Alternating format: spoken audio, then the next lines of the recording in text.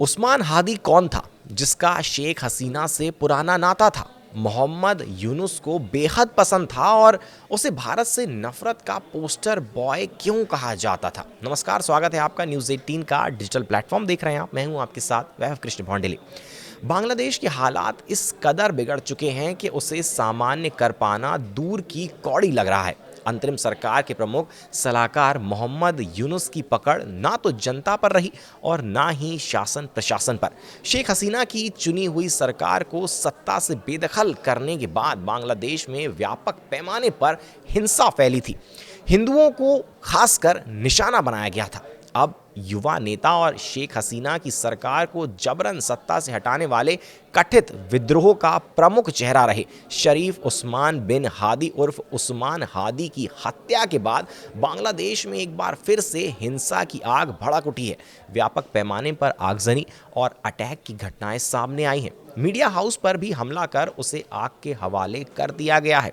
ऐसे में सवाल उठता है कि उस्मान हादी कौन था जिसकी मौत पर पड़ोसी देश एक बार फिर से हिंसा की आग में झुलसने लगा है। बांग्लादेश के 2024 के छात्र आंदोलन के प्रमुख नेता शरीफ उस्मान बिन हादी का सिंगापुर में इलाज के दौरान निधन हो गया। सिंगापुर सरकार ने गुरुवार 18 दिसंबर 2025 को इसकी पुष्टि की। सिंगापुर के विदेश मंत्रालय ने बयान जारी कर कहा कि डॉक्टरों की पूरी कोशिश के बावजूद हादी अपनी गंभीर चोटों से उभर नहीं पाया। 32 साल के उस्मान हादी को 12 दिसंबर को ढाका में गोली मारी गई थी। वह बैटरी से चलने वाले ऑटो रिक्शा से यात्रा कर रहे थे, तभी एक बाइक सवार हमलावर ने उनके सिर में गोली मार दी। हमले के बाद हादी को तुरंत ढाका मेडिकल कॉलेज अस्पताल ले जाया गया, जहां उनकी हालत बेहद नाजुक बताई गई।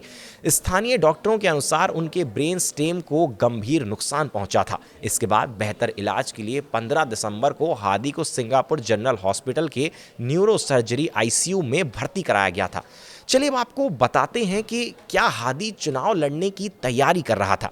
हादी छात्र संगठन इनकलाब मंच का सीनियर लीडर था और हाल के महीनों में छात्र आंदोलनों के जरिए वह राष्ट्रीय राजनीति में एक उभरता हुआ चेहरा बन गया था।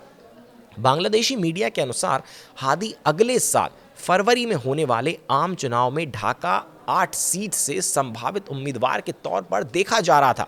इनकलाब मंच ने सोशल मीडिया पर हादी की मौत की पुष्टि करते हुए उसे शहीद बताया। संगठन ने फेसबुक पोस्ट में कहा कि भारतीय वर्चस्व के खिलाफ संघर्ष में अल्लाह ने महान क्रांतिकारी उस्मान हादी को शहादत का दर्जा दिया है। हादी को भारत का मुखर आलोचक माना जाता रहा है।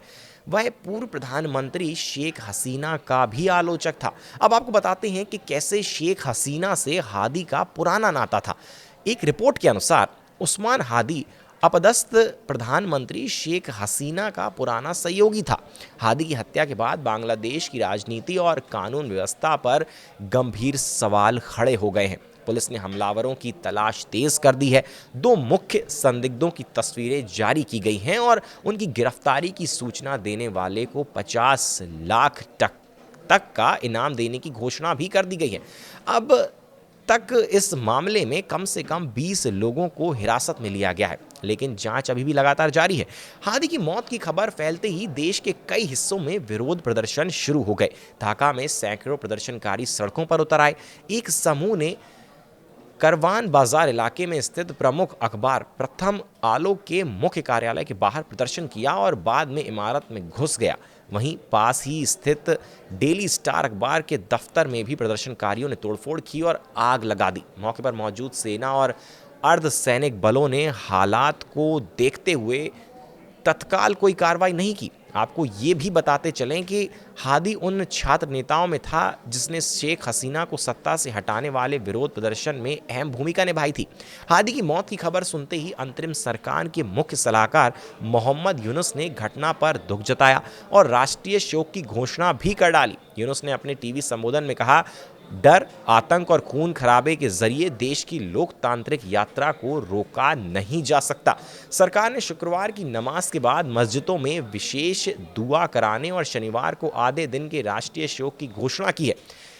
बांग्लादेश नेशनलिस्ट पार्टी यानी कि बीएनपी के कार्यकारी अध्यक्ष तारिक रहमान और नेशनल सिटीजन पार्टी समेत कई राजनीतिक दलों ने भी हादी की मौत पर शोक व्यक्त किया है। नेताओं ने इसे लोकतंत्र पर हमला बताया है। तो उस्मान हादी की मौत पर बांग्लादेश में बवाल लगातार जारी है और हिंसा भी भड़क चुकी है। अब आगे क्या कुछ होगा वो देखना होगा। फिलहाल हमारे साथ इस वीडियो में बने रहने के लिए आपका बहुत बहुत शुक्रिया।